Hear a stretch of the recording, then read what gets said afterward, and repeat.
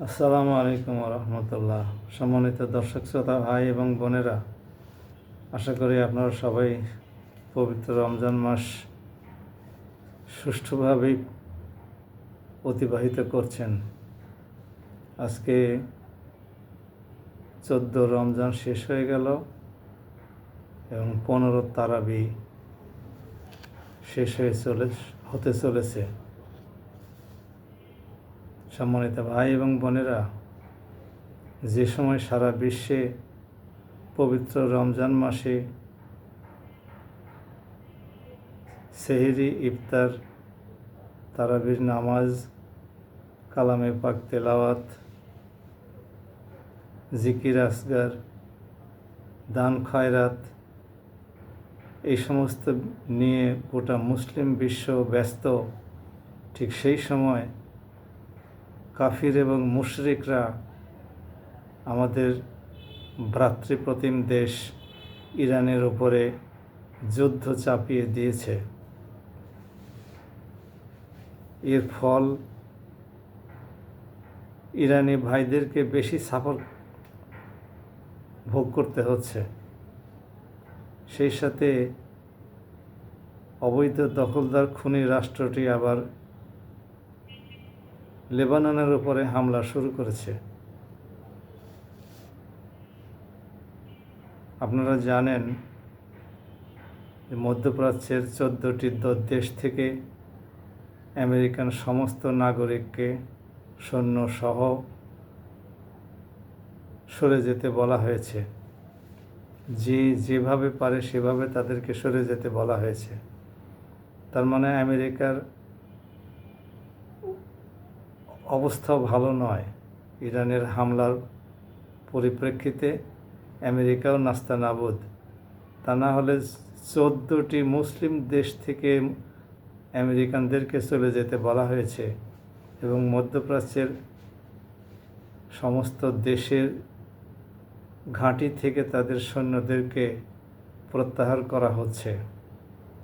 কত বড় বিপদে পড়লে বড় আশা করে ইরানের উপরে হামলা করে ইরানের শাসন ব্যবস্থা পরিবর্তন, শাসকদেরকে বিদায়, এই প্রত্যাশা নিয়ে আসার পরে তাদের সৈন্যদেরকে সরিয়ে নিতে হচ্ছে। বুঝতেই পারছেন কত বড় ভয়াবহ অবস্থার পরিপ্রেক্ষিতে তাদেরকে এগুলো করতে হচ্ছে। এখন আমাদের প্রশ্ন হলো, মধ্যপ্রাচ্যের সকল ঘাঁটি থেকে ইরানের আক্রমণের ভয়ে চলে গেলে কি করে চলবে? যুদ্ধ করতে গেলে তো ঘাঁটিতে অবস্থান করতে হয়, হামলা সহ্য করতে হয়, হামলা করতে হয়, তবে না যুদ্ধ হয়। পালিয়ে গেলে যুদ্ধ হবে কি করে?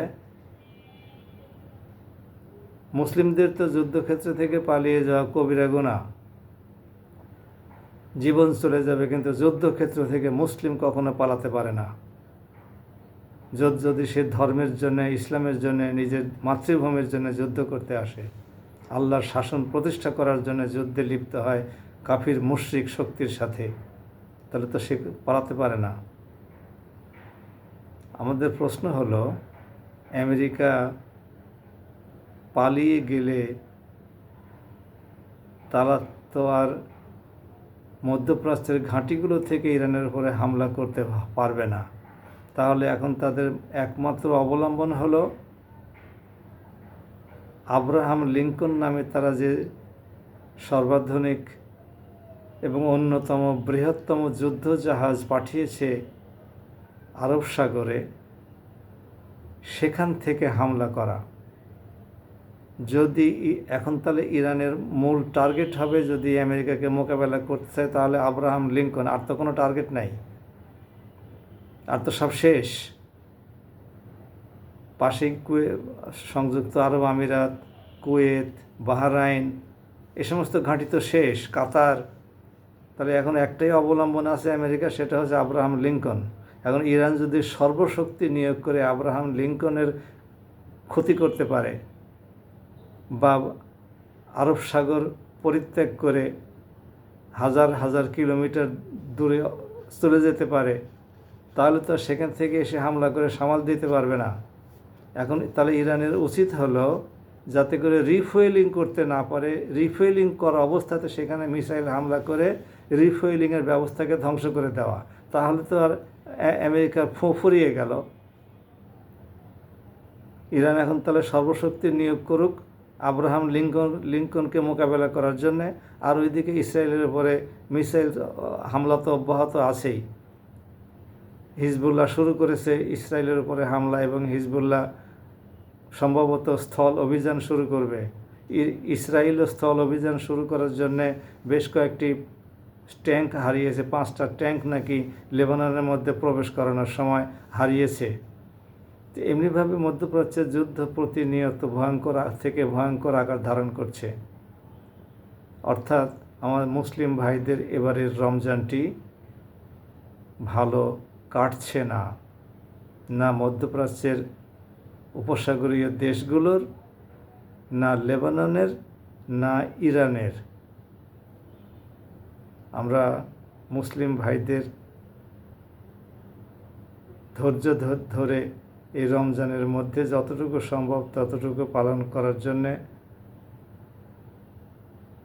আহ্বান জানাই, আর আল্লাহর কাছে ক্ষমা প্রার্থনা করি। মহান আল্লাহ রাব্বুল আলামিন সর্বদ্রষ্টা, সর্বশ্রোতা এবং সর্বজ্ঞ, উনি তো সবই দেখছেন। আসুন আমরা আল্লাহর কাছে দোয়া করি যেন এই পবিত্র রমজান মাসে, বদর যুদ্ধের মাসে মহান আল্লাহ মুসলমানদের সাথে থাকেন এবং ইরানকে বিজয়ী করেন। আসসালামু আলাইকুম। আল্লাহ হাফেজ। বাংলাদেশ জিন্দাবাদ।